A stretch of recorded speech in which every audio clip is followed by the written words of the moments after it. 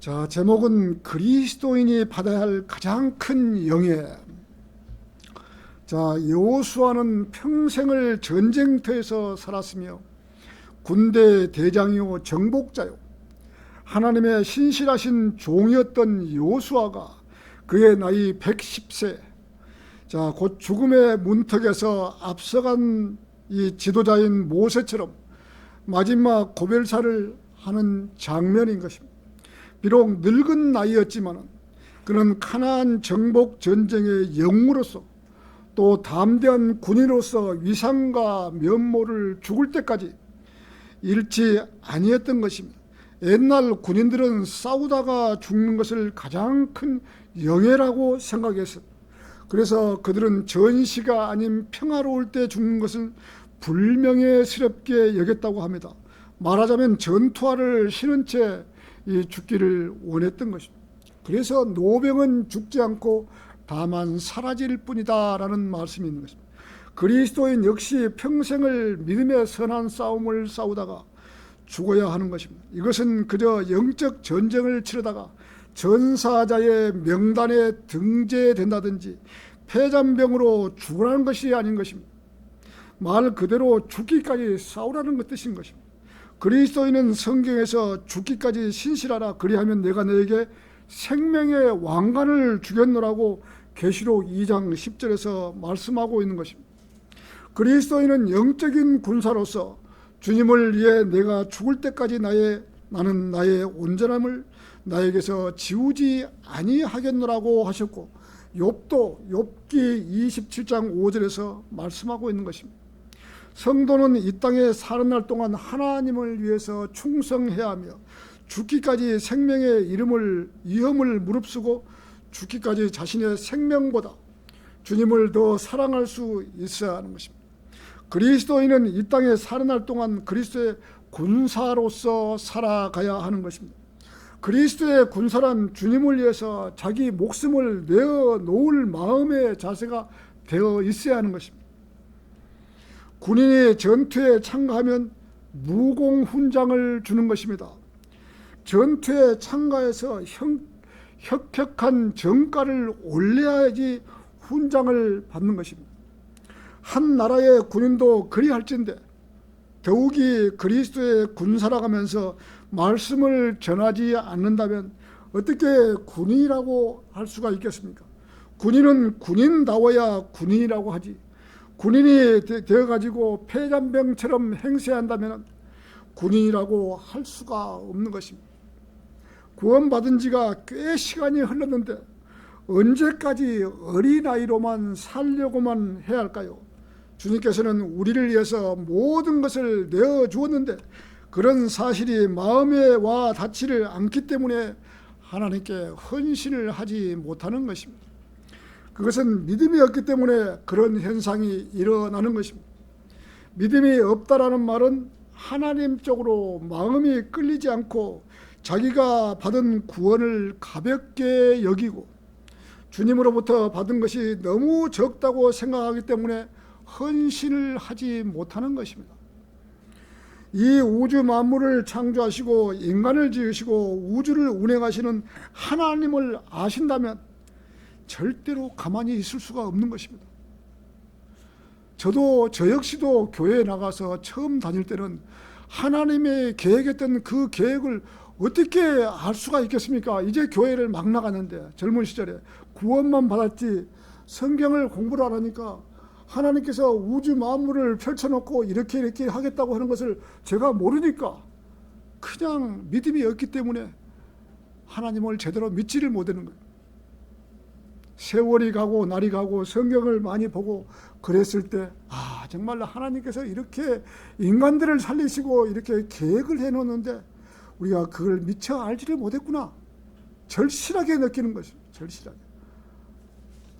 그렇게 위대하신 분이 벌레만도 못한 인간들을 위해서 이 땅에 오셔서 인간들의 죄들을 용서해 주시려고 오셨는데 그분을 때리고 모욕하며 욕하며 십자가에 매달아서 창으로 옆구리를 찔러서 물과 피를 쏟게 해서 죽게 했던 것입니다. 그래도 그분께서는 십자가에서 다 이루었다라고 예수님께서 할 일을 다 하셨던 것입니다. 말씀을 남기시면서 숨을 거두셨던 것입니다. 왜 이렇게 하나님이시면서도 이렇게까지 하셨어야만 할까요? 이러한 사실을 조금이라도 안다면 너무 고마워서 가만히 집에 앉아서 쉴 수가 없는 것입니다. 그런 마음은 불같은 마음이 일어나지 않기 때문에 하나님의 일을 하지 못하는 것입니다. 사람이 이 땅에 천년 만년 살 수만 있다면 하나님의 일을 하지 않고 살 수도 있지만 하나님의 운영 계획을 조금이라도 안다면 하나님의 일을 하지 않을 수가 없는 것입니다. 불을 보듯 뻔하고 손바닥 보듯이 뻔하게 앞으로 되어질 일을 보고 있는데 이 땅에서 그냥 아무 일도 하지 않고 그냥 세월을 보낸다는 것은 너무 아까운 것입니다. 그렇잖아요. 인생은 70이요 강건하면 80이라는데 이 땅에 고작 살아봐야, 저도 그랬어요. 젊은 날 20, 30대에는 야 내가 왜 죽냐고, 앞으로 살 날이 창창하게 남았는데 왜 죽냐고, 인간이 오랫도록 살 것 같이 저 역시도 그렇게 행세를 했던 지난 날이 있었습니다. 그런데 살다가 보니까 성경을 알고 하나님의 뜻을 조금이라도 파고 들어가 보니까 야 정말 이렇게 참 무시무시한 이렇게 앞으로 일이 있는데 내가 정말 그것을 몰랐구나, 너무나 참 수박 거달기식으로만 왔었구나, 내가 알고 있는 것이죠. 이렇게까지는 하나님의 일을 해야 하겠다는 열정이 있어야 하는 것입니다.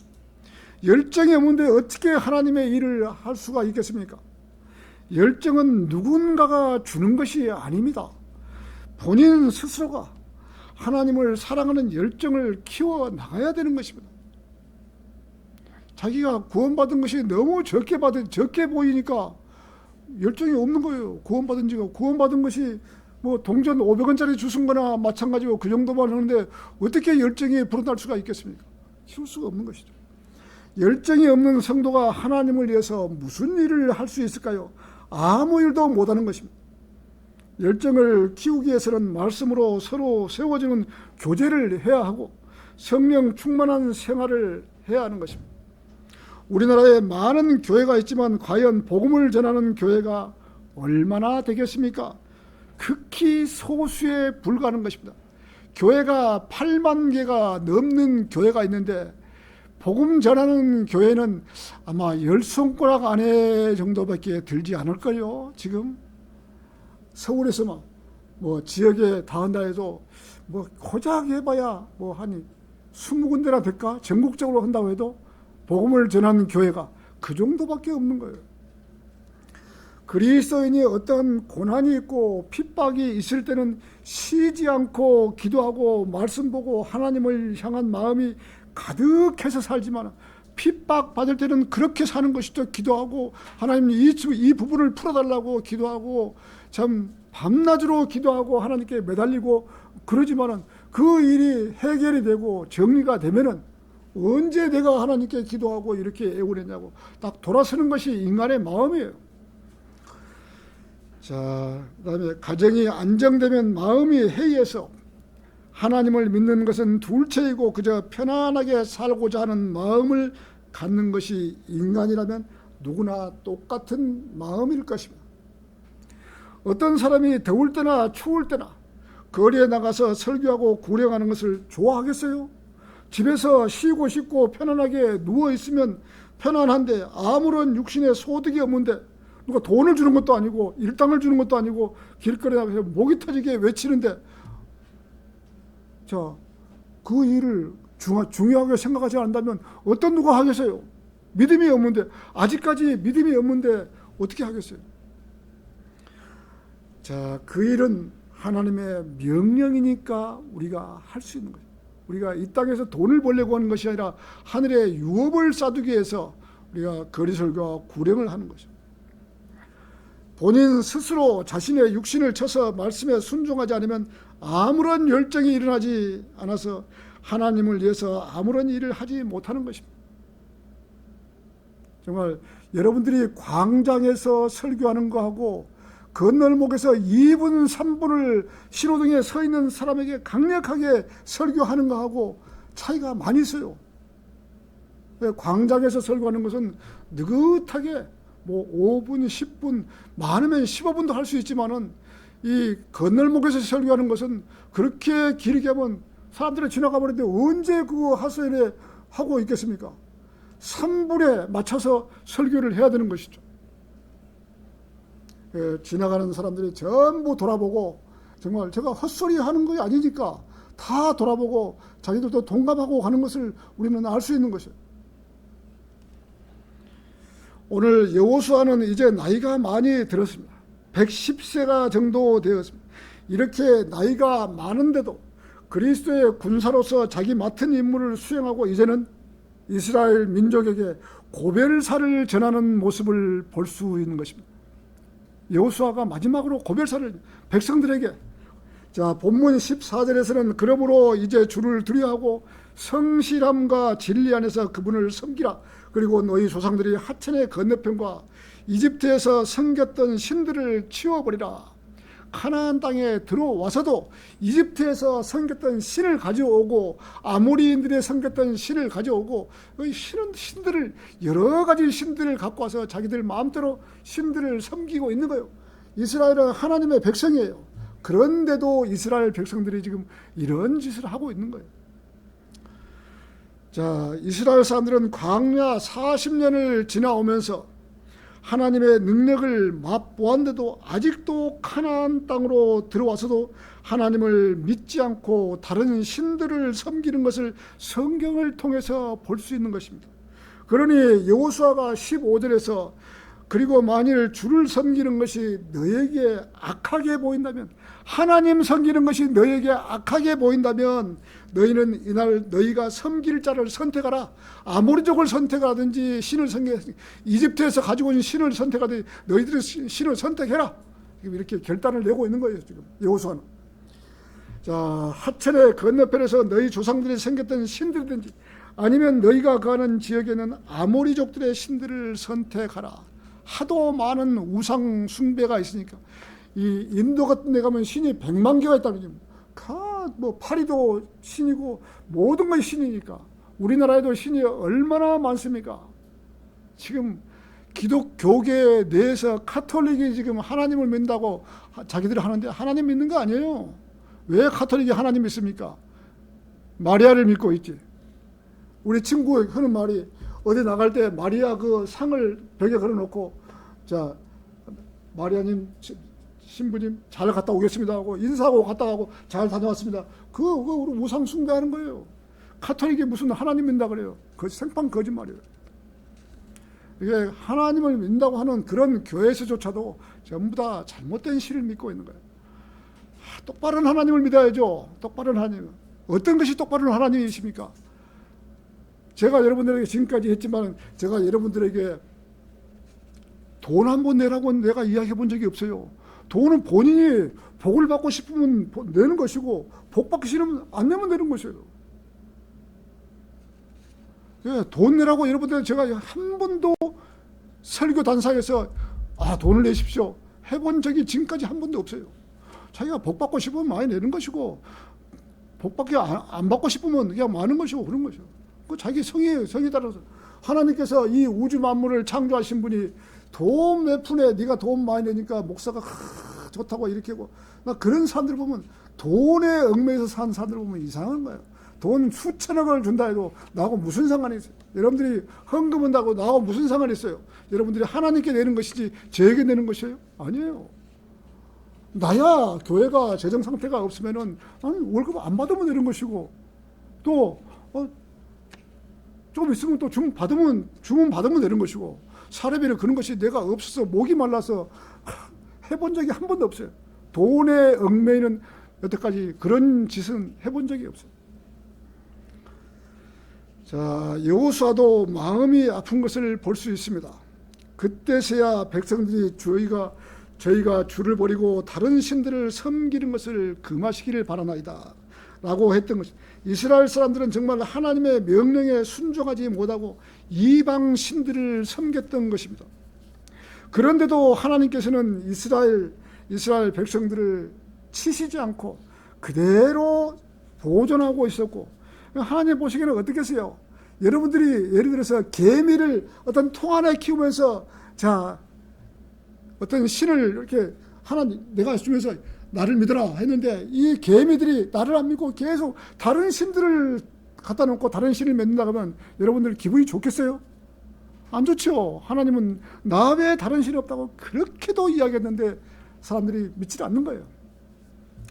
여호수아가 자 고벨사를 통해서 이스라엘 민족들을 돌이키게 하고 있는 것입니다. 이렇게 여호수아는 평생을 전쟁터에서 살았고 군인으로서 자기 임무를 완성했던 것입니다. 자, 여호수아는 예수 그리스도가 예표가 되는 것입니다. 예수 그리스도.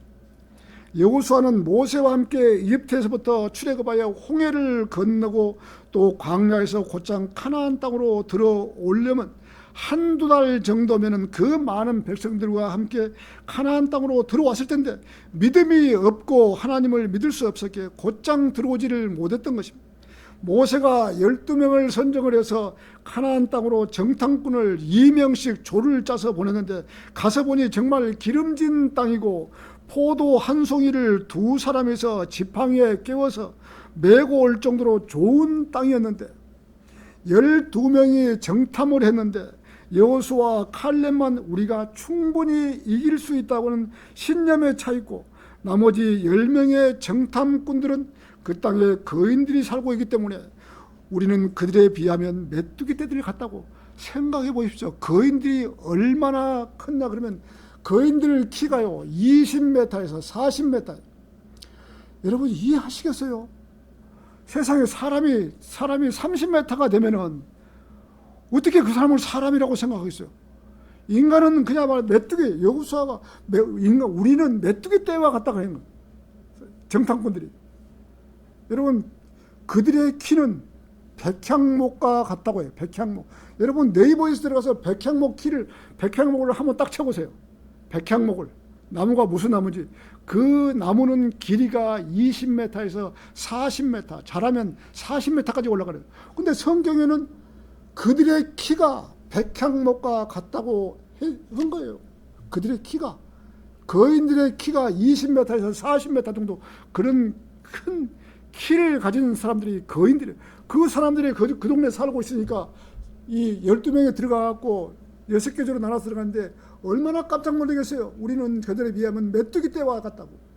그러니 들어가지를 못하고 겁에 질려가지고 와서 울고 불고 난리를 치니까 여호수아 이 모세가 못 들어간 것이죠. 그래서 광야를 도는 것이죠. 자, 그 지역을 정복하는데 벌써 놀라고 기가 죽어 있기 때문에 가나안 땅으로 들어가지 못하고 광야에 왔던 길을 돌아서 다시 광야의 길로 갔던 것입니다. 왔던 길을 다시 돌아서 자, 민수기 32장 10절에서는 그때 주의 분노가 타올랐기에 그분께서 맹세하시며 이같이 말씀하셨다. 이집트에서 나와서 올라온 사람들 중 이집트에서 나올 때 20세 이상부터는 어떤 사람도 아브라함에게와 이삭에게와 야곱에게 맹세한 지역을 결탄코 보지 못하리라. 하나님 땅으로 못 들어간다 이거죠. 20세 이상은.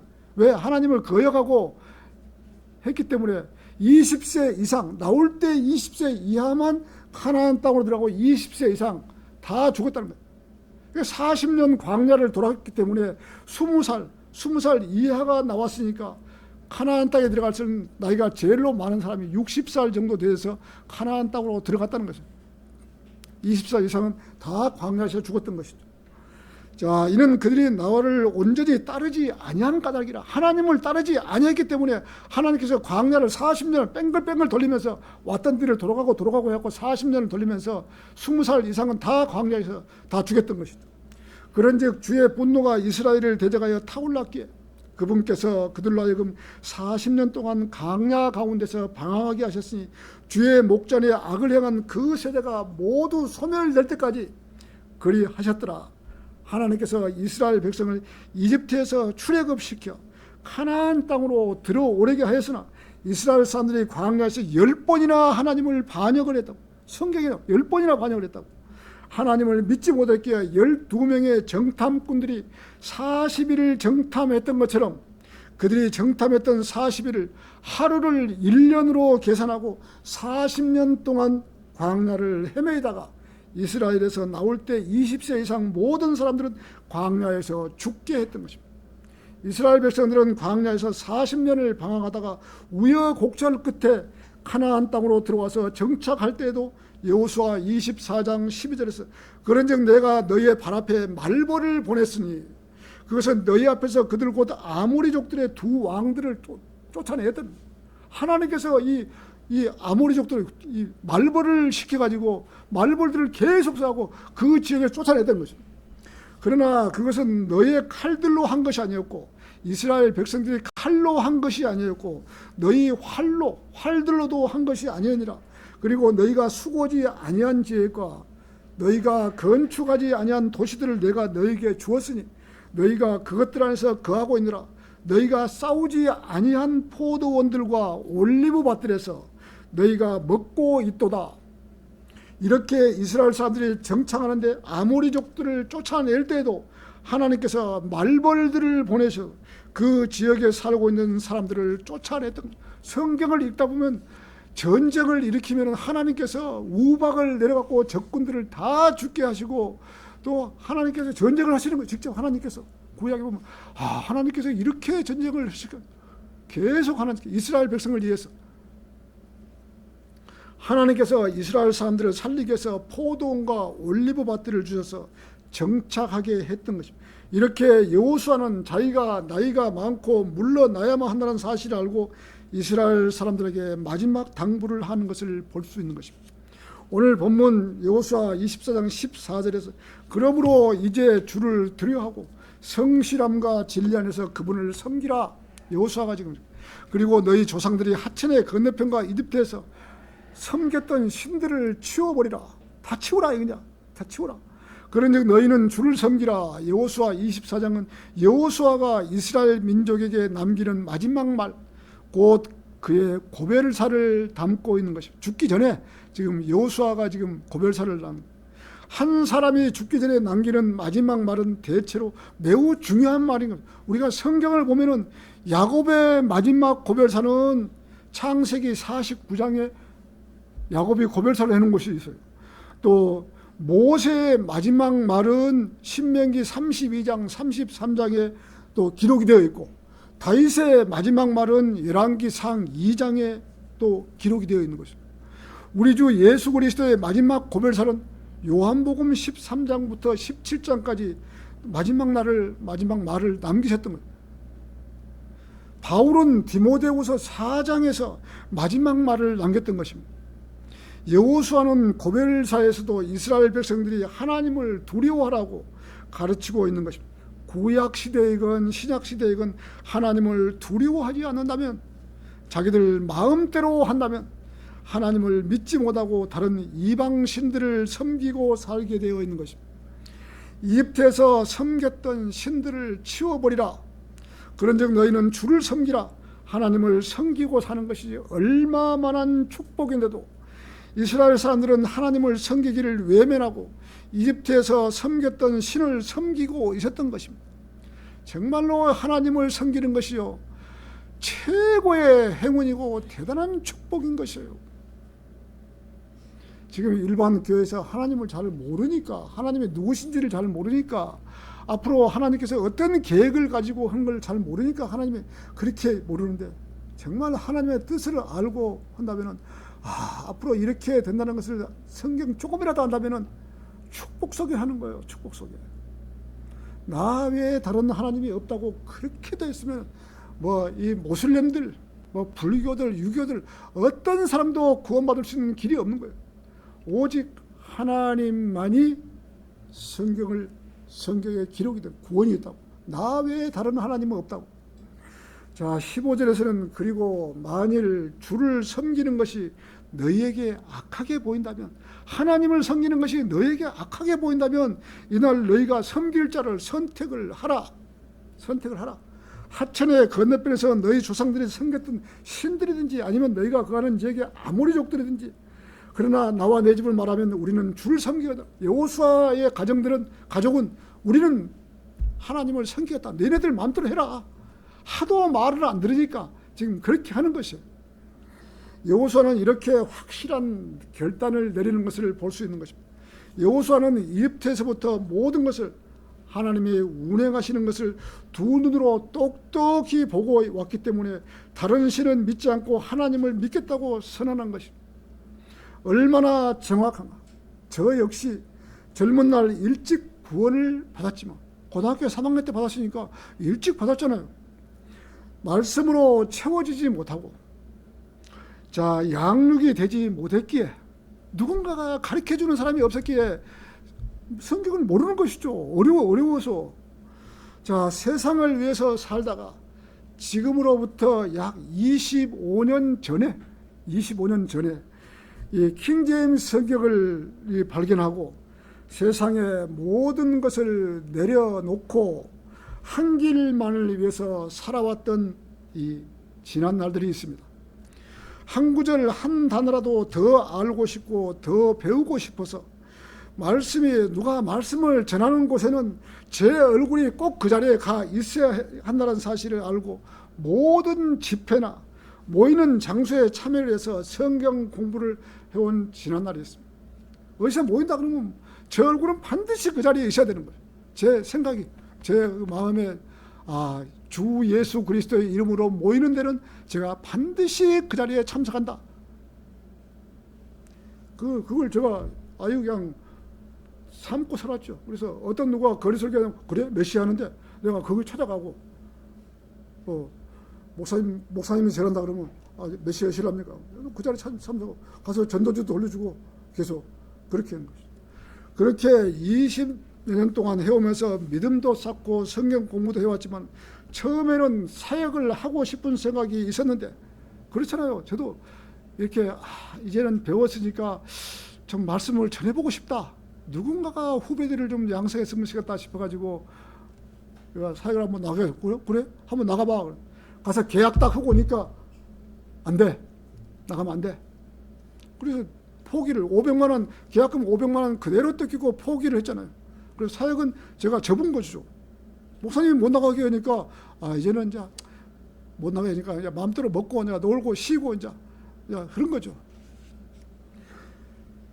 자, 그런데 우연히도 천안생명침례교회 사역을 시작하였고 지금까지 내려왔던 것입니다. 사람이 때가 되면 물러날 줄도 알아야 하는 것입니다. 물러날 줄도 알아야 돼요. 자, 저보다 잘할 수 있고 또 젊고 유능한 성도가 맡아서 이 일을 하게 해달라고 지금까지 기도도 했습니다. 다행히 외부에서 오지 않고 우리 교회에서 열정을 가진 형제 자매가 이 일을 한다고 하니 저로서는 매우 반가운 일입니다. 외부에서 오시면 검증도 해야 하고 자칫 잘못하면 영적 전쟁이 일어나고 복잡한 거예요. 목사가 바뀌면. 자, 정말 잘된 일이라고 생각합니다. 사람이 처음부터 무슨 일이라도 잘하는 사람이 어디 있습니까? 하다 보면 더 잘할 수 있고 성도들을 더 양육시킬 수 있는 것입니다. 목회자는 어떻게 하면 성도들이 더 많은 성경을 알고 진리의 지식으로 무장을 해드릴까 고심하게 되어 있는 것입니다. 목회자가 그런 마음이 없다 그러면 그 목회자는 안 되는 것이죠. 설교하고 나면 설교자는 매번 내가 오늘 설교했다고 내가 설교를 저렇게 말고 조금 더 잘할 수 있었는데 매번 후회하는 것이에요. 조금 더 쉽게 알아들을 수 있도록 했어야 했고 더 깊이 있게 연구를 해서 맛있는 밥상을 차렸어야 했는데 라고 후회 뿌린 것입니다. 설교자는.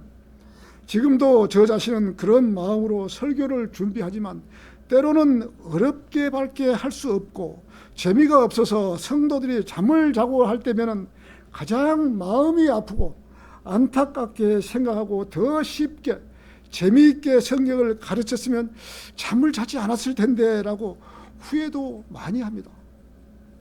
사람이 만났다가 헤어지는 것이 인지상정인데 저까지는 열심히 한다고 했지만 미숙한 부분도 있었기에 여러분들에게 미안한 마음뿐입니다.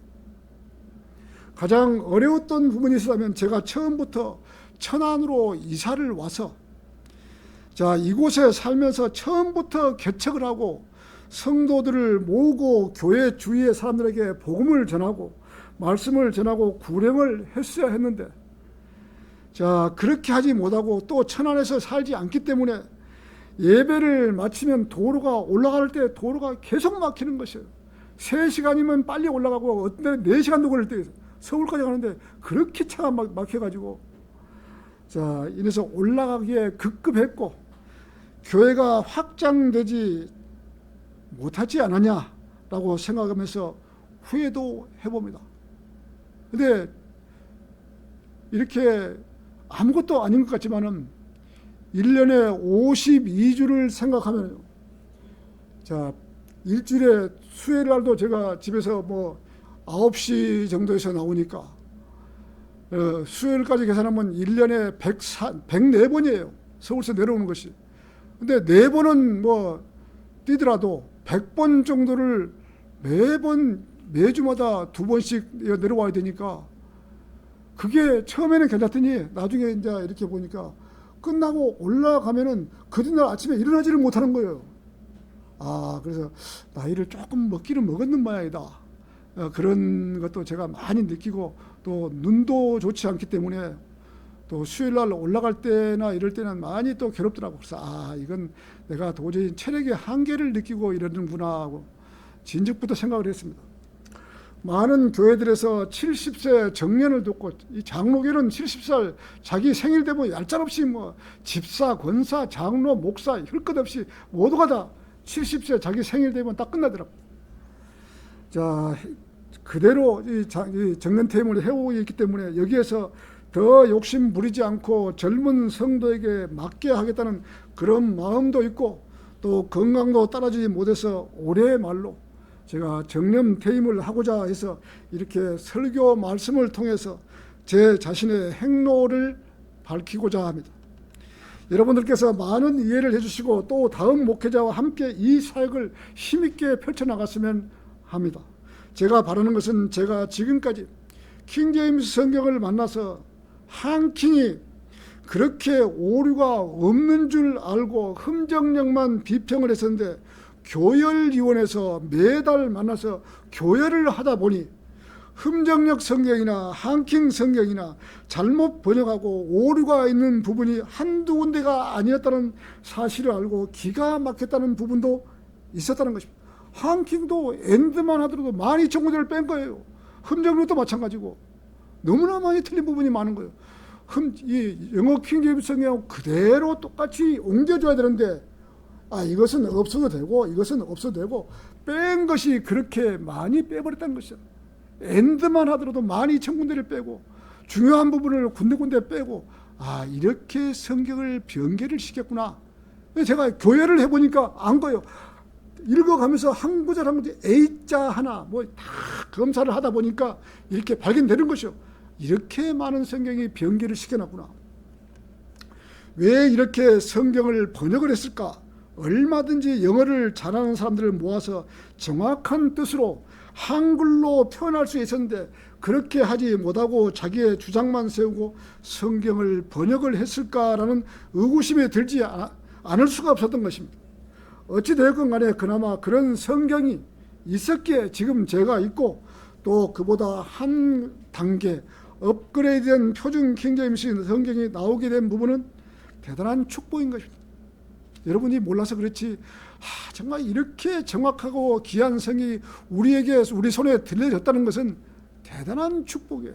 교열위원회 가서 한 구절 한 구절 한 단어 한 글자마다 다 이렇게 체크를 해보니까 정말 이것은 바른 성경을 갖고 있다는 것이 축복 속의 축복이구나. 내가 지금 알고 있는 것이. 자, 이렇게 성경이 나왔다는 것에 무한한 감사를 드리는 바입니다. 그래도 하나님께서 이 땅에 바른 성경을 주셔서 바른 말씀을 보게 하신다는 것은 대단한 영광인 것입니다. 교열위원회에 참석을 하다 보면 영어 A자 하나 또 엔드 하나 빠뜨리지 않고 영어 킹제임스 성경 그대로 번역을 양심적으로 했다는 것을 볼 수가 있었던 것입니다. 양심적으로 영어 킹제임스 성경하고 이대로 그대로, 영어가 이쪽에 있으니까 여러분들이 영어를 안다면은 조금이라도 안다면은 그대로 번역하면 그대로 나오는 것이에요. 영어가 있으니까. 근데 다른 성경은 그렇지 않다는 것이에요. 자기들 입맛대로 해버린 것이죠. 이런 정확한 성경을 우리 손에 갖게 됐다는 정말 감사한 일이죠. 우리 교회에서 이런 정확한 성경을 볼 수 있다는 것은 행운이고 하나님의 능력 가운데 볼 수 있는 것이라고 생각합니다. 세상 교회들에서 똑똑하다고 하는 그런 사람들도 자기 교단에 묶여서 바른 말씀을 보지 못한다는 것은 안타까운 것입니다. 이제 더 확실하게 교회를 해서 바른 성경이 나올 것입니다. 우리들이 이런 성경을 더 열심히 공부해서 진리의 지식에 이를 수 있도록 끊임없이 노력을 해야 하는 것입니다. 먼저 간 성도들이 우리들에게 남긴 교리서, 주석서가 있다는 데에서 매우 자부심을 가질 수밖에 없는 것입니다. 클라렌스 라킨 목사님 남겨주신 세대적 진리. 라킨 목사님은 젊어서 직업은 건축 도면 그리는 사람, 도면. 자, 도면의 설계자였습니다. 설계하고 또 구조 계산하고 도면을 완성시키는 그러한 분이 세대적 진리라는 책을 남겨주신 것이다. 얼마나 정확하고 확실하게 기록을 해 주죠. 우리에게 기준이 되는 표준, 우리가 기준이 되는 우리가 그 한 가지 바른 성경의 기준이 되는 기준점을 우리에게 잡아준 거예요. 좌로나 우로나 흔들려 바로 이것이 기준이니까 네가 이대로만 가라 하고 기준점을 딱 잡아준 거예요. 얼마나 감사한 일이에요. 제가 천안생명침례교회 성경 공부에서 세대적 진리라는 책을 가지고 이렇게 두껍잖아요. 지금 클라렌스 라킨 세대 그걸 가지고 했으면은 정말로 더 많이 알 텐데 거기는 다 왔거든요. 마귀론도 있고 천사론도 있고 천사가 어떤 사람이 변질되었고 이 땅에 내려왔고 마귀가 어떻게 해서 마귀가 되고 이게 다 있는데 그 너무 두껍다 못해서 거기서 간추려가지고 세대적 진리만 우리가 공부를 했던 것이죠. 자, 그동안 우리들이 다른 기초적인 공부를 하느라고 라킨의 세대적 진리를 책을 가지고 공부를 하지 못했지만 그래도 우리들이 세대주의는 공부를 했었고 그러한 것이 라킨 목사님의 세대적 진리책하고 똑같은 공부를 우리가 했던 것입니다. 르크만 목사님도 세대적 진리라는 책을 가지고 공부를 많이 했었기에 바른 주석서를 펴낼 수 있었던 것만은 사실이라고 회상하고 있었던 것입니다. 자, 어찌되었건 간에 이 시대에 필요한 책이 세대적 진리라는 것이 필요한 부분인 것입니다. 여러분이 세대적 진리를 이해만 할 수 있다면 그 한 권의 책만 볼 수 있다면 성경 전체적으로 다 알 수 있다는 것이죠. 세대적 진리 한 권만 볼 수 있다. 세상 교회에서 라킨의 세대적 진리만 있다면 우리나라 교계가 정확하게 갈 수 있다는 것입니다. 그런데 모든 교단에서 라킨의 세대적 진리를 받아들이지 않는 것에 대한 안타까운 마음뿐인 것입니다. 세대적 진리를 받아들이면 시대적으로 성경을 공부할 수가 있는데 왜 받아들이지 않을까요? 그것은 마귀의 장난이 뒤에 도사리고 있다는 것을 알아야 하는 것입니다.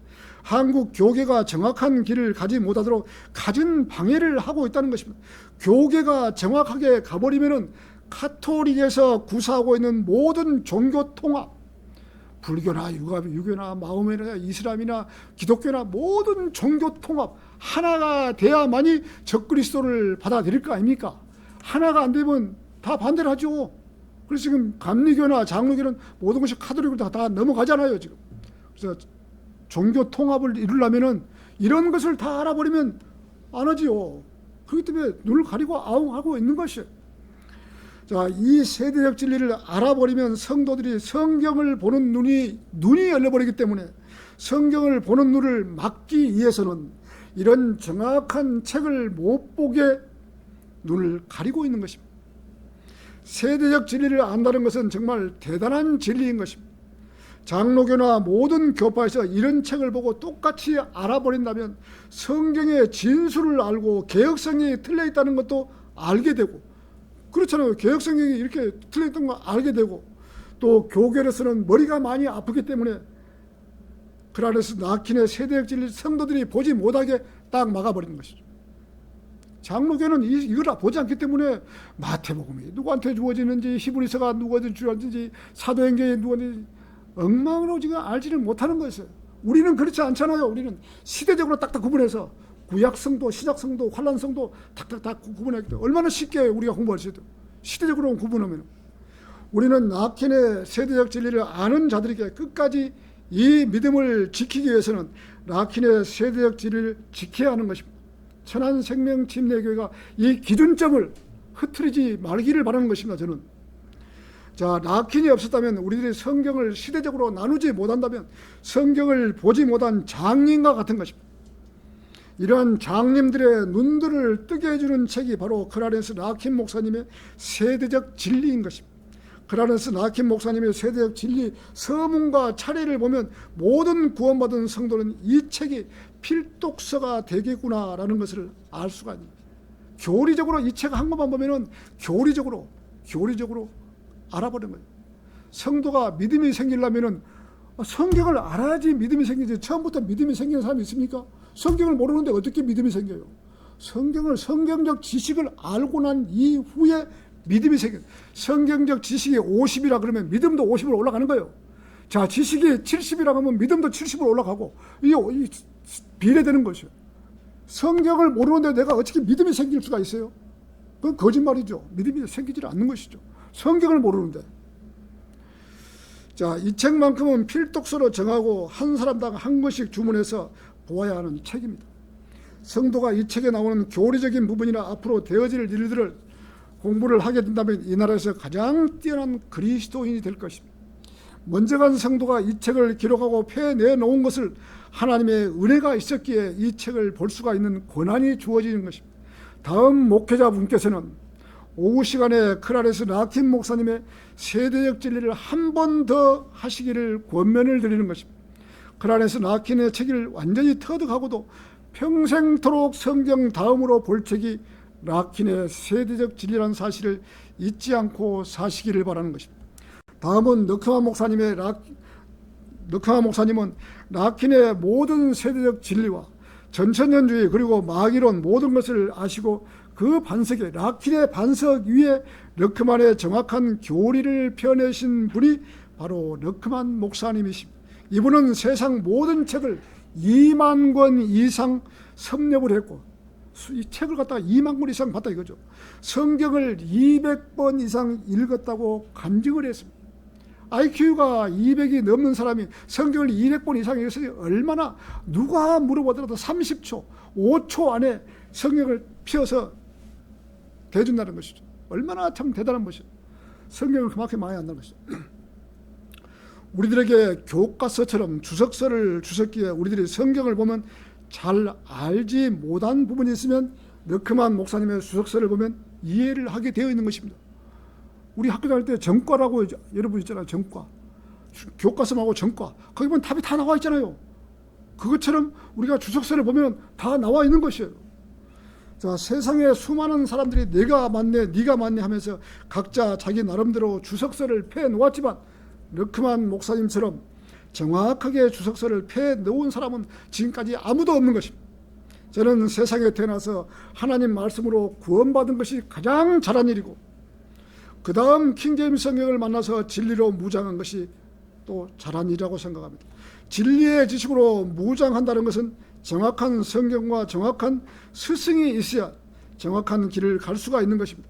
르크만 목사님 책을 보고 바른 길을 갈 수 있다는 것은 세상에 태어나서 잘한 일이라고 생각합니다. 르크만 목사님보다 더 정확하게 책을 펴고 교리적으로 정립해 두신 분이 아무도 없다는 것입니다. 우리는 그야말로 르크만의 후예들인 것입니다. 르크만의 후예들. 세상 어느 누구와 대화를 해도 한 점 부끄럼 없이 답할 수 있게 주석서와 모든 책을 펴내 놓으신 분이 바로 르크만 목사님이십니다. 세상 많은 목사들을 만나서 교제도 하고 대화도 해보지만 르크만의 교리를 따라갈 수가 없는 그러한 교리에서 실제로 여러분들이 세상의 성경을 조금 안다고는 목사들과 대화를 한번 해보십시오. 르크만의 교리를 따라올 수 없는 것이다. 100명의 목사가 있으면 100명 다 틀려요. 우리는 르크만의 후예들은 10,000명이 르크만의 후예들이다. 10,000명 다 똑같잖아요. 똑같은 말을. 워낙 르크만 목사님이 정확하게 가르쳤기 때문에 10,000명이 배웠으면 10,000명 똑같은 말을 하는데, 세상 목사들은 100명이 있으면 100명 다 틀리는 말을 하는 거예요. 어느 기준점을 잡을 수가 없는 것이에요. 그러니 그 사람들 말을 어떻게 믿어요? 안 되는 것이죠. 자, 르크만 목사님도 락킨 목사님의 세대적 진리에서 나오는 많은 진리의 지식을 읽고 그대로 받아들였기 때문에 향상된 계시를 알았을 것입니다. 우리 역시도 라킴 목사님의 세대적 진리와 르크만 목사님의 모든 교리, 이 두 분의 교리를 받아들였으면 최고의 진리의 지식으로 무장을 할 수가 있다는 것입니다. 저는 지금까지 이 두 분의 말씀에 기초하여 여러분들에게 가르쳐 드렸고, 여러분들도 이렇게 르크만을 따르는 성도들이 되었습니다. 자, 르크만을 따른다는 것은 최고의 은혜라고 생각합니다. 우리나라 교인이 1200만 명이라고 하는데 과연 르크만과 라킨의 세대적 진리를 따르는 성도가 몇 사람이나 되겠어요? 극히 소수인 것입니다. 여러분들이 이 두 분의 교리를 알고 따른다면 최고라는 것을 잊지 마시기 바랍니다. 천안생명 침례교회는 하나님이 세워주셨고 바른 성경과 바른 교리를 갈 수 있도록 베풀어 주셨습니다. 이 성경과 바른 교리가 흔들림이 없이 갈 수 있도록 지켜주셔야 하는 것입니다. 여러분이 앞으로 이렇게 르크만 주석서와 라킨의 세대적 진리를 갖다가 이 두 곳만 고수하고 간다면 여기서 이단이 태어날 수도 없는 것이고 바른 길을 갈 수 있다는 거예요. 어떤 누구가 설교해도 똑같다는 것은. 자, 그때부터 이단, 이 버리는 순간부터 르크만과 이 라킨 책을 버리는 그 순간부터 이단 교리가 들어와서 엉망으로 변하게 되는 것입니다. 주님 오실 때까지 르크만의 후회답게 교리를 지켜주시기를 바라는 것입니다. 이렇게 지켜주시면 흔들림이 없고 바른 교리로서 끝까지 갈 수가 있는 것입니다. 제가 올해 말에 정년 퇴임을 하고자 합니다. 그러니 제가 가르치고 지켰던 바른 르크만의 교리와 라킨 목사님의 세대적 진리를 끝까지 지켜주시기를 바라는 것입니다. 우리 유기만 형제님이 이 사역을 감당한다고 하니까 르크만의 교리와 주석서와 라킨의 교리를 끝까지 사수를 해야 돼요. 끝까지 최고의 이렇게 정확한 것이기 때문에 어떤 누가 뭐라 해도 이 두 분의 교리는 반드시 지켜져야 돼요. 우리는 그걸 가야 돼요. 자, 결론을 맺겠습니다. 르크만 목사님께서 성도들 성경 뒤에 기록해 주시는 말씀은 여호수아 1장 9절입니다. 내가 너에게 명령하지 아니하였느냐? 강건하고 이 훌륭한 용기를 내라. 너는 무서워하지 말고 좌절하지도 말고 이는 네가 어디로 가든지 주 너의 하나님께서 너와 함께 계시기 때문이라. 르크만 목사님은 강건하고 담대하라. 어떤 일에도 무서워하지 말고 용기를 내서 일을 하라고 하십니다. 저는 빌립보서 4장 어떤 어려움이 처했을 때 빌립보서 4장 13절을 암송을 합니다. 거리 설교를 할 때도 사람들이 많이 갈 때도 여기서 내가 해질까? 그러지만 가슴에 떨리는 데 있지만 내가 이 구절을 암송하는 거예요. 설교지에 도착했을 때 어딘가 모르게 떨림이 가슴에 와 닿는 부분이 있을 때는 그럴 때면 빌립보서 4장 13절을 내게 힘을 주시는 그리스도를 통하여 내가 모든 것을 할 수 있느냐? 그리스도를 통하여 내가 모든 것을 할 수 있느냐? 담대함을 갖고 들어가는 거예요. 그 말씀으로 용기를 얻고 거리 설교를 시작합니다. 여호수아가 말씀하셨던 것처럼 군인은 강건해야 합니다. 내가 너에게 명령하지 아니하였더냐? 강건하고 훌륭한 용기를 내라. 너는 무서워하지도 말고 좌절하지도 말고 이는 네가 어디로 가든지 주 너의 하나님께서 너와 함께 계시기 때문이라. 이렇게 여호수아처럼 우리 천안생명 침례교회 성도들이 용기를 갖고 힘있게 살아가야 합니다. 하나님께서 나와 함께 계신다는데 무엇이 두렵겠습니까? 우주 만물을 창조하신 분이 나와 함께 계신다고 하다니 얼마나 용기가 나고 힘이 있습니까? 마태복음 28장 19절에서는 그러므로 너희는 가서 모든 민족들을 가르치고 아버지와 아들과 성령의 이름으로 침례를 주며 무엇이든지 내가 너에게 명령한 모든 것을 준수하도록 그들에게 가르치라. 그런즉 보라, 내가 세상 끝까지 언제나 너희와 함께이니라. 세상 끝까지 언제나 너희와 함께이니라. 내가 이 구절을 암송하면서 얼마나 힘을 받았는가 몰라요. 주님 너무나 저에게 많이 주셨습니다. 이 구절을 암송하면서 여러분들도 이런 구절은 암송해야 됩니다. 이렇게 하나님께서 세상 끝까지 언제나 나와 함께 하신다고 했습니다. 이 말씀을 자기 머리에 새기면서 사는 성도가 세상을 힘있게 살 수 있는 것입니다. 여러분 머리에서 여호수아 1장 9절 말씀과 마태복음 28장 19절 말씀을 암송해서 매 순간 이 말씀을 떠올리면서 살아가는 천안생명 침례교회 성도들이 되시기를 바라면서 설교를 마치겠습니다.